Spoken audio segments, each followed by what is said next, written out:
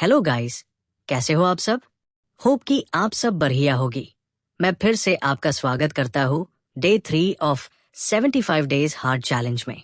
ये डे 3 अभी तक का वर्स्ट डे था इस चैलेंज का। वीडियो में आगे पता चल जाएगा कि मैं ऐसा क्यों कह रहा हूँ। आज मैंने टू डू लिस्ट में कुछ नहीं लिखा। First mistake. तो हमेशा की तरह ओसी से शुरुआत करते हुए मैंने लास्ट लेक्चर्स लगाकर फाइनली जीओसी खत्म कर दी। अब इसकी क्वेश्चन प्रैक्टिस भी जल्दी ही शुरू कर दूंगा।